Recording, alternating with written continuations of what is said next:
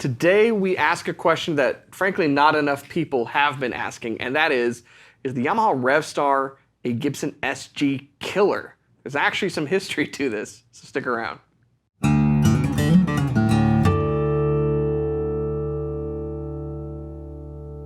Hey, you're watching Alamo Music TV. My name's Chris McKee. And I'm Cooper Greenberg. We're here with Alamo Music in San Antonio, Texas, and you can find us on the web at alamomusic.com.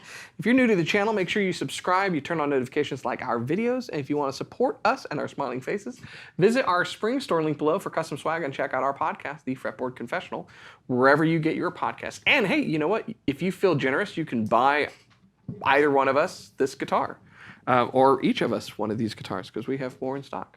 We do. Yeah. So this, if you don't know, is a Yamaha Revstar. RSS 20. RSS 20. And we are all really big fans in the store. And actually, I'm going to peel back the curtain just a little bit. Our guitar tech, Casey Jones, who is about the best around. Yep. Highly respected, but a bit of a curmudgeon. And he hates everything. But he loves the Revstars.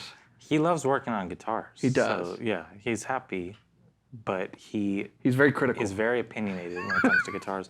Like any seasoned guitar tech would be.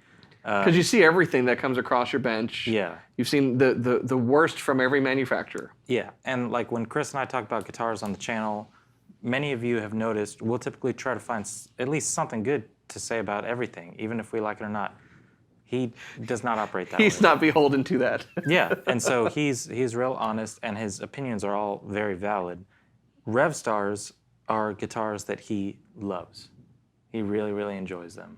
Yeah. So yeah, whenever he gives the seal of approval, it's like another notch for me of like, all right, I know I like this guitar.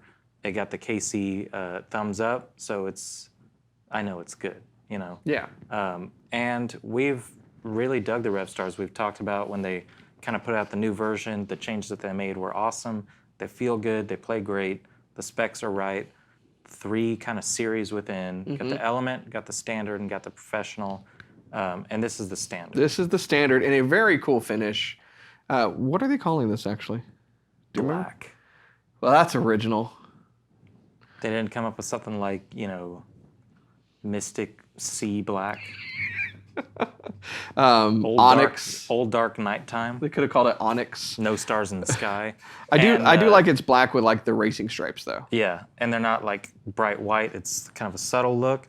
And over here, this one's also, I think the finish is called black. Ebony. I know, I'm just kidding. So we got the SG, also Standard here. Big difference is Standard means a lot of different things across a lot of different manufacturers. So with Gibson, Standard is kind of the, you know, flagship USA model. Les Paul Standard, SG Standard. Over here, I guess the flagship would be the Professional, which we have too.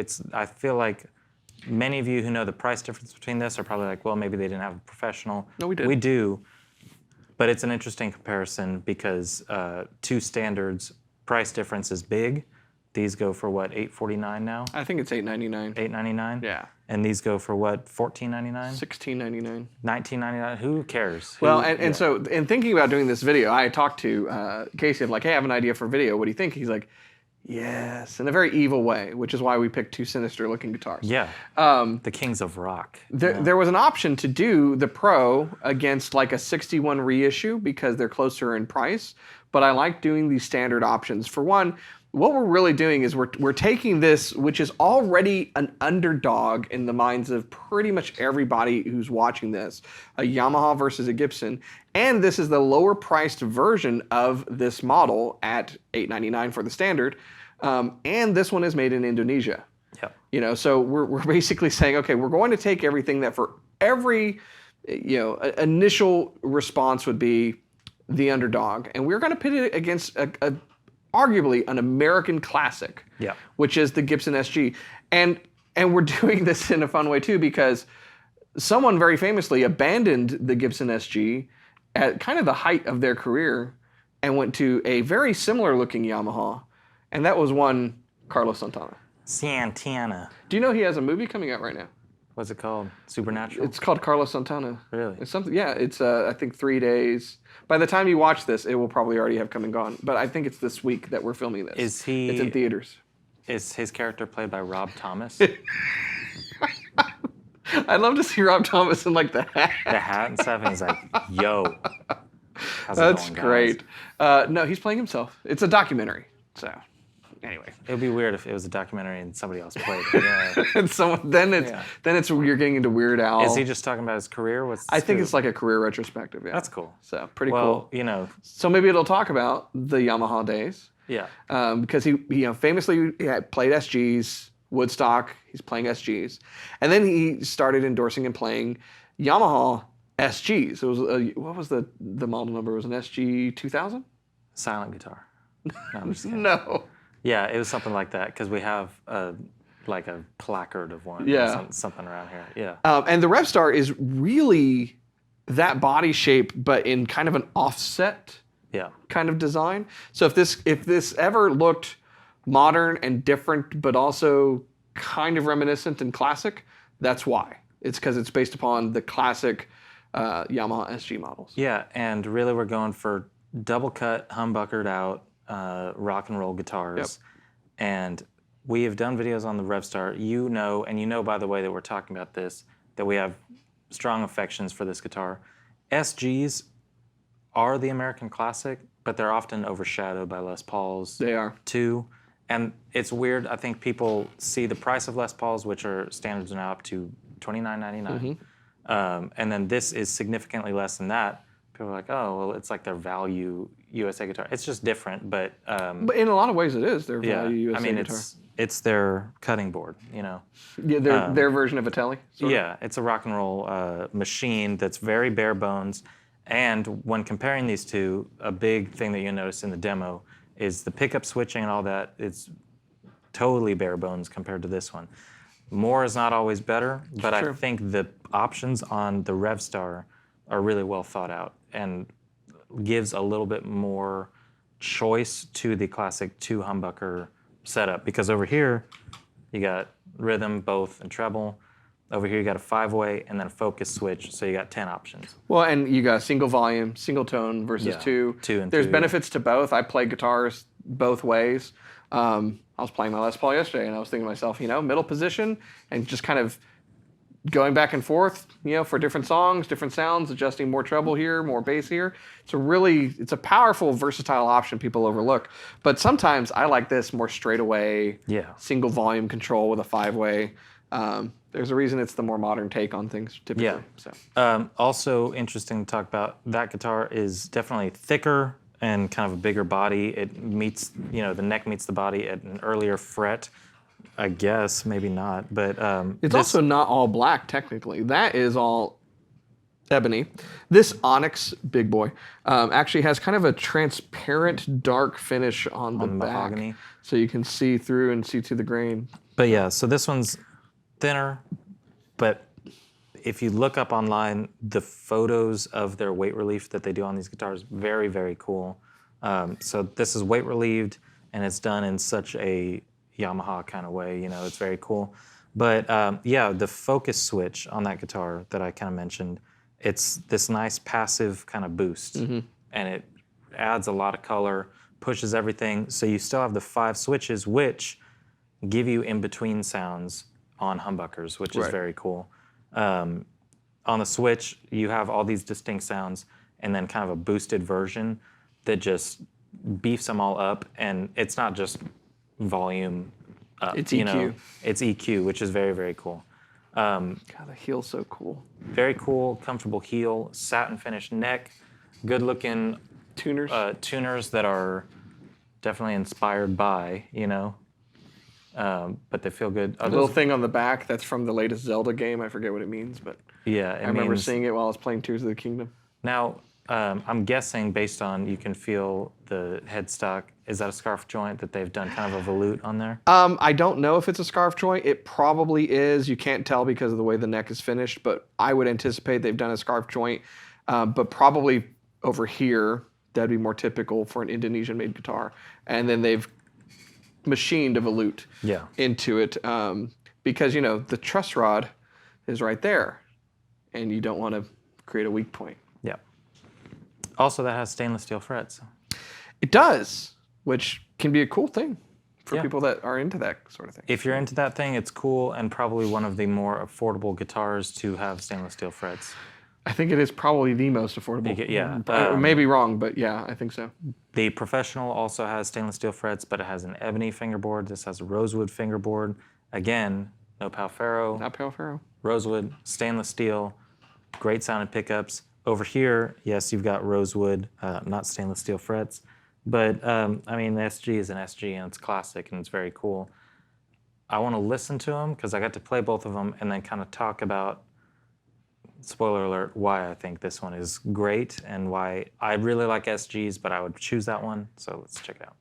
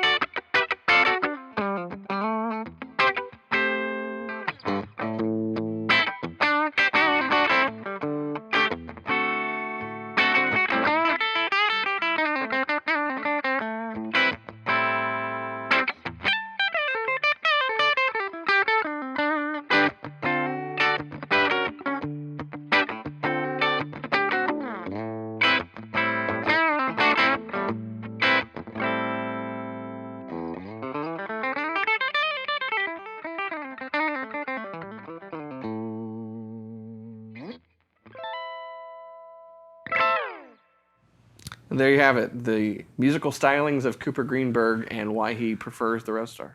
Yeah, there we go. Maybe I preferred it because I got a lot more time to go through all the options and play like 3 times as long. Now, here's the thing. We were talking before we shot the video about the guitars that you're always like, one day I'll get one of those. We both want HD 28s one day. I've always been like, one day I just need to add an SG to the lineup just because it's classic and I love the way it looks. I like the way they sound. Yeah. Angus Young was always my favorite when I was growing up. So it's kind of like this younger version of me that wants to be Angus Young that always wants an SG. Did you have the Epiphone, right? No, you wanted the Epiphone one. Yeah, you remember that? I remember that. Because a friend of mine got the Epiphone, and Yes. I was so jealous. Green with envy. Because all I had was a stupid old Strat that was made in Mexico. and Poor not China. thing. Yeah. So it set me on a whole different, track in my life. I became a whole different guy because I grew up with a Strat instead of an SG. You could have had a face tattoo. Yeah, I mean that comes with it, I think. But yeah, I like the SG. Now let me ask you a question. Yeah. If you're sitting like that with the guitar on your knee, Yeah. do you feel comfortable doing this? No, I do not. That's not that big of a deal because most people that play an SG will not be sitting down for a gig, Right. but it's something that drives me a little crazy. Yeah, it's funny. I mentioned I was playing my Les Paul yesterday, and I don't even feel comfortable. I had to grab something. I was like, and it's got a strap. Anyways, if you know, you know. So yeah, they are neck heavy. They've long kind of had that notoriety about them, and usually if you've got if it's strapped to you, it's typically fine. Yeah, and it's totally fine. It's just the thing where I played this one first, and it feels like such a balanced guitar. It's got the kind of belly carve. That's not an uncomfortable guitar to hold. It's thin and it's comfortable. It's very thin. What's interesting about this is that these two guitars actually have a very similar weight. I thought that the Revstar was heavier, Yeah. but it's actually not. Yeah. It's just that on this, the additional weight that would match the Revstar's over here. Yeah. And you can feel that. Yeah, you can feel it. I think you could hear in the demo, the output of these pickups is very different because we left the controls on the amp exactly the same. This felt like it was trying to break loose, and it was big, and it was heavy, and it was loud. That guitar, it can get heavy. We all know that. I think it's more important for the comparison to kind of keep the controls exactly the same. I know if I push that amp, because the volumes were on 10 on both of these. If we push the amp, obviously this could get crazy and get wild. And So this has lower output pickups, you think? Yeah. And it was like, this had such an easy kind of adjust the attack to get it to crunch a little bit, because we weren't cranking that amp by any stretch of the means, but especially with that boost kind of vibe, it started getting heavy and kind of getting crunchy, and this stayed pretty clean, and that's just an interesting kind of thing. It probably sounded like in the demo that the controls were different, but they were not. So I think that's worth talking about. Typically, I will say I usually prefer lower output pickups. Yeah. And to get your dirt from pedals and from the amp and not from the guitar. I think usually you get more musicality. There's less compression going on. Yeah. Particularly with a tube amp, because even if you don't have a compressor, you're getting compression and squishiness from the tubes, which is a good thing. But if you hit the front end of it too hard, anyway. So generally speaking, that's where I land. But sometimes, if they're the right pickups, hotter pickups are pretty cool. Yeah, the hot pickups are cool. I mean, they both sound good, and that one arguably has a more classic, old school sound. I think when people talk about the most versatile electric guitar, everybody's bringing up Strats and things with all these different options that you can conform to whatever sound you're going for. Rarely do dual humbucker guitars get thrown in because everybody thinks of Les Pauls and stuff as like, that's its own sound that you get. But this does the dual humbucker thing in a very versatile way that you can get those in between, kind of out of phase, quacky sounds. And it's just, it's nice. I dig it. So playability, what do you think between the Gibson and the Yamaha? I'm a sucker for satin neck. Yeah, I do like that. That is a thing. Both of them are easy to play. They're both slim necks and they're comfy. I think all in all, the balance, the feel of this guitar, Stainless steel doesn't hurt. It's smooth. But I like the satin. That one is so easy to play fast and really high on, you know? It's interesting. I think that maybe we revisit this if people request with the professional model, but I think even with the standard, if anything, it's equal to that guitar, you know? And that on its own is a powerful statement. It's an import guitar. It's not quite half the price, but considerably less expensive. Yeah. They both come with gig bags, right? This is a gig bag. That's a and gig bag. You know, so in a lot of ways, they're very equal, but price-wise, the Gibson being U.S. made, saying Gibson on the headstock, is demanding more of a premium. And at the end of the day, it's up to you. I will say that I like these tuners a little bit better. I like the design of those tuners. Yeah. I do. I like the feel of these Grovers. And there's one other piece of hardware that if I bought that Revstar, I would change out, and that's the switch. I don't like the feel of the 5-way switch. I like the volume and the tone knobs and the feel of the taper and everything. Yeah. But I don't like the switch. That'd be my one That's complaint. interesting. Would you put a Seymour Duncan thing where you can control it from your iPad? Probably not. Yeah. Yeah. I mean, not that there's anything wrong with that. Those might be very cool. I've only seen the constant ads on Instagram for their new Switch. Yeah, they're pushing. They call that a tier 1 launch. That's what that's called. But no, I can't even put can't put my finger on it. I can, and I just don't like the feel of it. So I don't know what I'd. It's interesting. I'd probably put a Schaller switch in it. There you go. Well, at $899, it's leaves you a little room to do some upgrades. You know, I dig it. I think they're very cool. I think they come in a lot of cool colors. Interestingly enough, SGs now come in a whole bunch of different colors. Lots of new colors that are available. More colors than are available for the Revstar. Here's the interesting thing that I think would be good to piggyback on this. I think this is a powerful comparison. I think that's a really cool guitar.